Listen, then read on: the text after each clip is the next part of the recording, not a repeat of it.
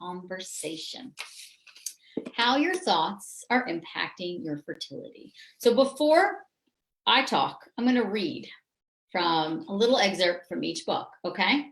Because I talk about this in both my books, and I go in deep on this in the e-course, in the Yes You Can Get Pregnant e-course. So if you guys are ready for a mental mindset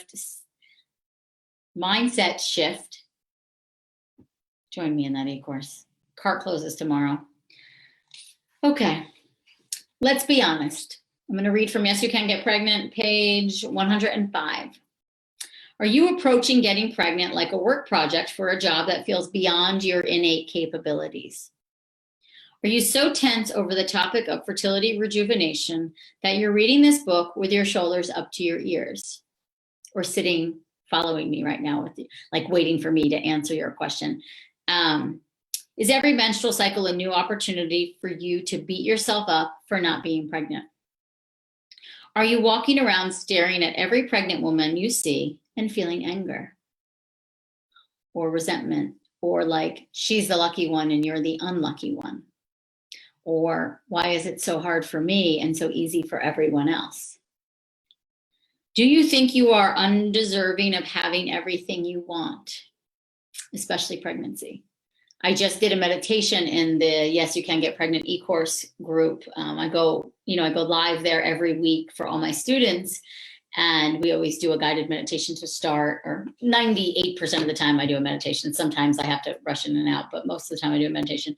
And that's what we did today. We did a visualization of having this thing that we wanted. So it could have been anything. It could be a positive pregnancy test. It could be the baby. It could be a new home, a shift in your relationship, whatever it was. And we just sat there and visualized it, and then focused on the feeling of it. And then I talked to them about their worthiness of getting all they desire. And it was so beautiful. It's just so beautiful. I love sharing in that group. So if you said yes to any of the above questions, we need to dig a little deeper into your mental, emotional state and how it's affecting your fertility. So this is it. Like, are you sitting here with me and just thinking, great, let's just get to it, Amy. Just tell me the thing that I need to do to get myself knocked up. Just tell me that one thing, flip that switch for me. If that's what you're thinking, and I saw that a lot in the Q&A last night. It was like, listing your symptoms or what you've been through, which is, I honor that, and I've asked for that, and I want you to share your story. But looking for that, like that one, like what supplement should I take, or what diet should I follow, and you guys, if you've been following me for a while, I'm redundant as hell. It's the same diet. It's the same supplements. It's about optimizing your health, and your health is mental, emotional, physical, and nutritional. It's all of those things. And when they come together, that's when fertility thrives. Okay. And so today, talking about your thoughts and how they impact your fertility, I really want you to take this in. We have upwards of 50,000 thoughts a day. 90% of them are the same. What are you saying to yourself in the privacy of your own mind? And understand it is in fact affecting your physiology, your biochemistry, your hormones, and your ability to get pregnant. A question I just had in the secret Facebook group that goes with the Yes You Can Get Pregnant e-course. This is from a student who joined last year. And she admitted just now that she's been carrying around this shame, and she's not even opening up in the e-course group, which is what I've created the group for, is for that support. And do I think shame is impacting her fertility? And I said, deep breath in with a lot of love. Absolutely. Shame, anger, resentment, sorrow, fear, it's impacting your ability to get pregnant. And I'm not just saying that from a spiritually grounded, emotionally, energy healing place. I'm saying that from neuroscience research. Shame, anger, sorrow, fear, resentment, jealousy, whatever is going to impact your health. What is the conversation you are having in the privacy of your own mind? How often are you having those thoughts? How deep do you go down that rabbit hole? How much are you beating yourself up? That stuff matters, and it's impacting your health, your hormones, your stress levels, your ability to get pregnant, your ability to stay pregnant. there's not a lot of focus on it because it's not an easy fix. It requires you to be present. It requires you to be aware. It requires you to go deep and be honest with yourself. It requires you to first acknowledge the fact that you have the shame, acknowledge the fact that you have the fear, acknowledge the fact that when you see a pregnant woman, it pisses you off and you feel like the most unlucky person in the world and you just want to go in a corner and cry. You need to admit that. Maybe not to the world, but maybe in a journal, maybe in a meditation, maybe just write it out, maybe comment here and say, yeah, I have that. I have that shame. I have that fear. I have that anger. I have that sorrow. And I am ready. I don't want it anymore because it's weighing me down. If it feels heavy on you, it is heavy on you. Let me read more because I always get sidetracked. Research published in the journal Fertility and Sterility based on 151 women, so a small study, these women were scheduled to undergo IVF, found that the chance of a live birth, so not just pregnancy, live birth, so carrying to term, was 93% higher in women with highest positive affect score, which means that they saw the glass half full, basically. Said another way, the positive women were 93% more likely to get pregnant than the negative women. In another study published in the same journal, researchers found that women with symptoms of depression, shame, anger, sorrow, grief, unresolved emotion, regret, you name it. Women with symptoms of depression were half as likely to conceive as women who were not depressed. The research is clear. Positive, joyful, grateful women are more likely to get pregnant than women who are negative and doubtful. Your mental attitude plays a significant role in your health and your fertility. So I'm going to read from Body Belief too in a second, but I just want to touch upon, right before I went on, there was a comment on Instagram and the woman said, you know, because we posted about today's live about like your thoughts and your fertility. And she's like, I'm trying to think positive. And I give her so much credit for posting that, for being brave enough to share. But I want to say something to that. I'm going to take a drink of water first. Trying to be positive all the time is freaking exhausting and it's unrealistic. You're going through a major challenge and it sucks. You want to get pregnant and you're not getting pregnant. Your heart hurts. You've been through trauma. You're sad. You're angry. Whatever it is, you have shame. Whatever that feeling is for you, you have it. So trying to be positive and ignoring those feelings is not helpful at all and does not serve this greater purpose. What I want you to do rather is acknowledge how you feel. I feel like crap. I feel sad. I feel angry. I feel mad. I feel left out. I feel unlucky. I feel hurt. I feel shame. I feel. The second you say that, the second you own it, the second you admit it, it's like a valve is released and the air just comes out. You've just let something out. And now you've cleared space for the joy and the positivity. To try and force yourself to think positive, to try to put yourself in this thing of like, no, every time I see a pregnant woman, I had a girl say to me the other day, I see the pregnant woman and I just bless her. And then I keep moving on and I bless her. She blesses her so fast she doesn't even see her. And she blesses her so fast because she doesn't want to see her because she's still mad at her. She's just thinking, oh, I should bless this pregnant woman and that'll help me get pregnant faster. And I bless you for thinking that. That's not the point here. I want you to look at that. Well, maybe you don't have to bless her, but you can look at her and you can say, I don't know what she's been through. Maybe she knows what I'm going through. And one day I'm going to be that woman. And someone like me who's going through what I'm going through right now is going to see me. And she's probably not going to bless me. She's not going to be thrilled to see me. And here I am. I worked so freaking hard to get here. You never know anybody else's story, but so have compassion, but mostly have compassion for yourself. So the second we allow that to release, allow that thought to lift up and release, right? Then we make space, we clear space for the joy, for the positive, or just even for the flat, open to possibility feeling, right? It doesn't have to be that we walk around all the time forcing ourselves to be positive, because the people that are forcing ourselves to be positive are actually repressing their negative emotions, which is really unhealthy and really detrimental to your health and your fertility. We need to express, and then in that expressing, maybe just find gratitude for the fact that we were able to express. Maybe just find gratitude for the person that listened to us, or for the person that encouraged us to acknowledge how we're feeling. Release that. One of my dear friends, Agapi Stasinopoulos, she's written a couple books, but the one, Wake Up to the Joy of You, it's behind me. Wake Up to the Joy of You. She says, and I always quote her on this, she says, it's not about adding more joy or more positivity to your life. No, it's not about that. It is about clearing things out to allow for the joy that is there to come back up to the surface, to bubble up. We're stifling. We're shoving everything down. And then we're like, oh, I'm just going to say all these positive affirmations every day. I'm going to talk to my uterus every day, which I, of course, encourage. And I think it's awesome.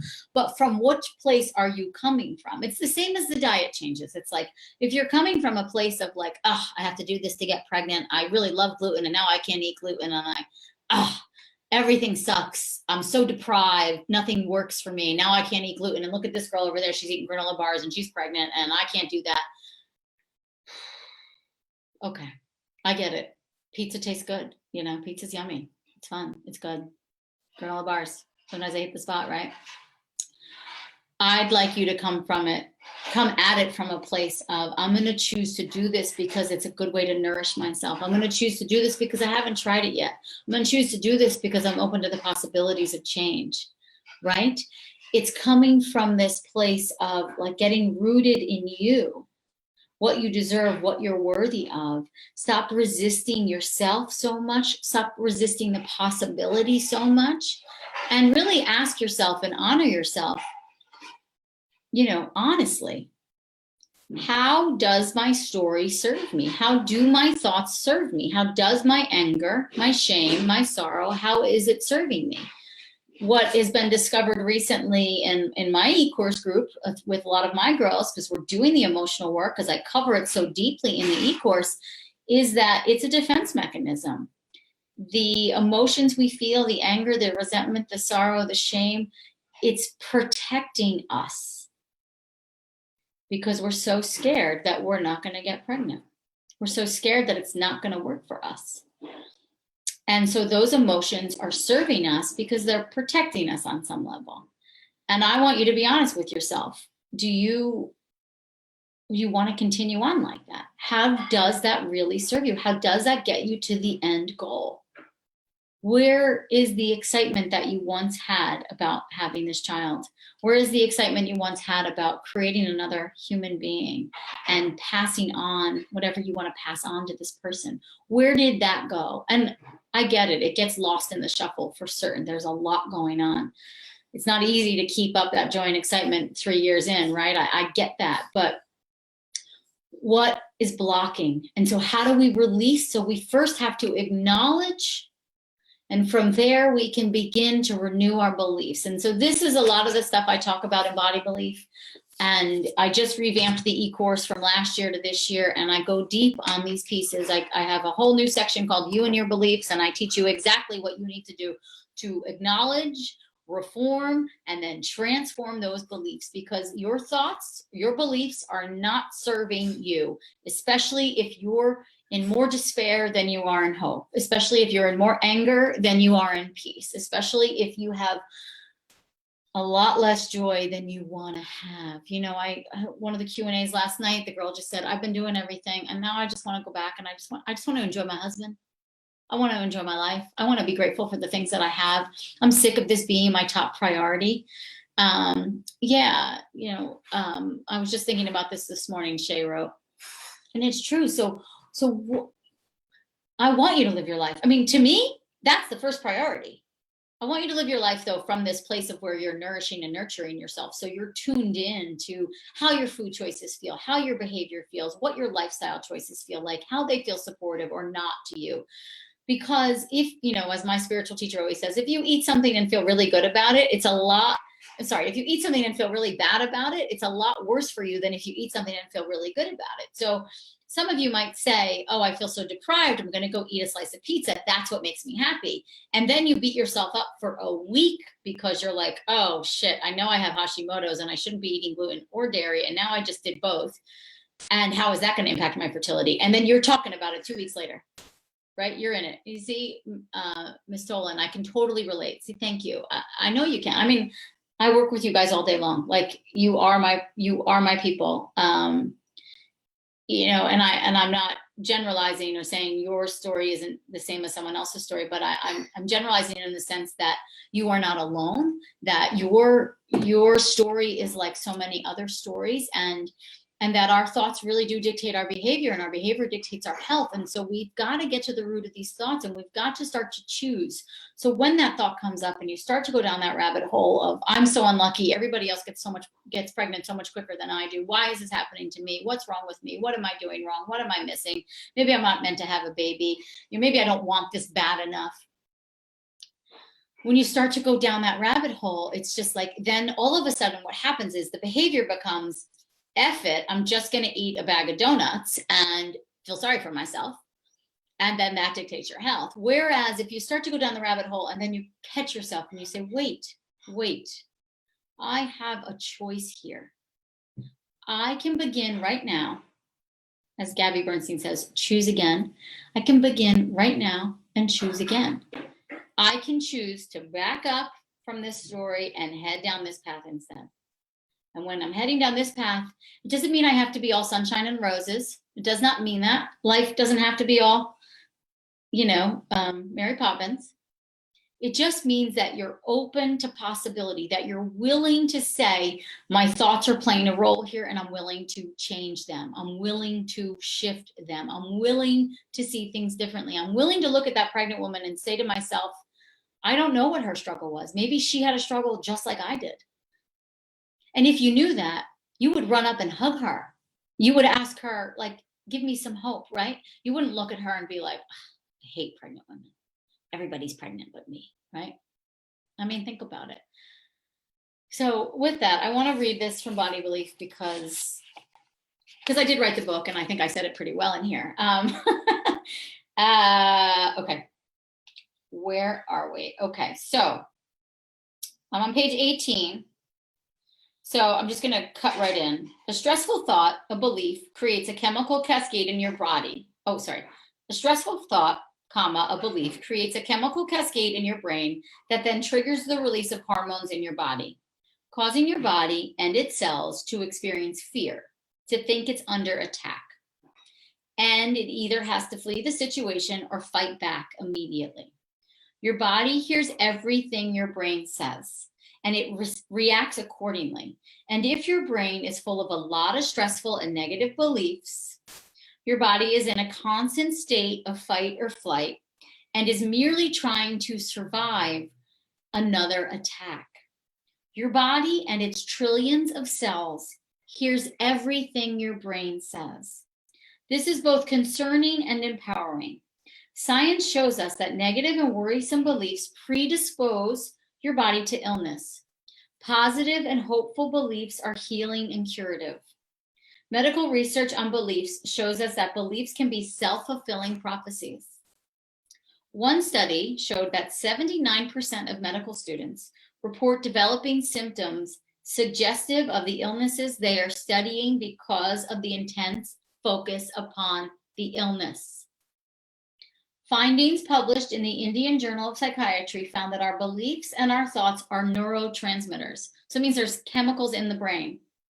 What this means is that our beliefs create chemical messengers in our brain that communicate information throughout our brain and our body, affecting every aspect of our functioning, including our blood pressure, our immune responses, our sleep, and our digestion.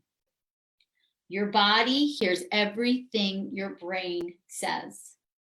Just one more paragraph because it's so good. In another study, scientists found that cognitive beliefs could be as potent as pharmacological interventions in terms of modifying biophysical processes in the brain and changing behavior. So let me say that again. Cognitive beliefs, so the thoughts you think, could be as potent as pharmacological interventions. So taking an antidepressant, taking a medication, in terms of modifying biophysical responses. So your thoughts are more potent or as potent as taking a pill to modify biophysical responses. So your thoughts impact your physiology. So if you are walking around every day saying, I am broken, I will never get pregnant, things are never working out for me, things are always working out for everybody else, I'm very unlucky, I have to think positive thoughts, but all I think are negative thoughts, oh my God, I'm such a bad person, I can't be positive at all, I suck, I suck, I suck, I can't do anything right, I never do it right, I'm missing something, maybe I don't deserve to be a mother. Guess what? And it's not about we have to get rid of all those thoughts, because that's impossible too. It's just like my teacher Abraham says, shoot for 60-40. 60% of the time, can you be a little more in the state of hope than not? 60% of the time, could you just say to yourself, there's one thing to take away from today. I am open to the possibility of change. I am open to believing things could work out for me. I don't have to fully believe it right now, but I'm open to believing that things could work out for me. I know I'm here for a reason. I know I have a calling for a child for a reason. It feels good to believe that there's a child waiting for me. It feels good to believe that there's a child waiting for me. It feels good to believe that this could work for me. That feels nice. It feels good to believe that this isn't all in vain. It feels good to believe that this isn't some torture experiment, that I do deserve to have everything I desire. Oh, wow, so true. Thank you, Bree. So this is one more thing. So this last study is proof of what is known as the placebo effect, which is defined as a beneficial effect produced by a placebo drug or treatment that cannot be attributed to the properties of the placebo itself. Ted Kapchuk, who's also an acupuncturist and herbalist, and he's a professor at Harvard Medical School, he wrote the book, The Web That Has No Weaver, which changed my life. I read that book and I decided to become an acupuncturist. He's a leading researcher on the placebo effect, and he states that about 60% of subjects taking placebos get better, even when they know they're taking a placebo. So even when they know they're taking a sugar pill, they still get better. He concluded that placebo effect goes well beyond the sugar pill the patient is taking. Placebo effect is everything that surrounds the pill, the interaction between the patient, doctor, or nurse. It's the symbols, it's the rituals. These are powerful forces. So to me, the symbols and the rituals are community, right? Coming and joining in a place like this. Having someone like me believe in you, even though I've never met you, right? Saying to you, yes, women in their 40s get pregnant all the time. Women at 35 with PCOS or premature ovarian failure, a high FSH or low AMH, guess what? They get pregnant. You can do this. I've seen it happen. Someone said to me once, how were you so positive when you got pregnant at 40? How did you remain so positive with everything you see? I could get emotional saying this. And I said, well, yeah, I've seen a lot. Like I've seen the trauma. Crap, Instagram just died because my phone is just psychotic. Okay, this was so good too. I'm gonna go back to Instagram because I know they're probably dying right now. Beth, maybe you can turn your camera on to them and then I'll come back to them too once my phone comes up. But so someone said to me, how can you do it? How do you do it? And I said, well, I've had the luxury of seeing the outcomes. More than 90% of the women I've worked with have gone on to have their children. They've overcome the odds. The odds were against them and they've overcome them. So I have the luxury of seeing the positive aspects. That's all I actually see. Sure, I hear the really crappy stories and I know them all. And it doesn't mean I wasn't paranoid for the first 16 weeks of my pregnancy that something would be wrong, because I've seen a lot of things go wrong, or I've heard a lot of traumatic stories, but in the end, I've seen it work out. I've had the luxury. So I went in with positive expectations.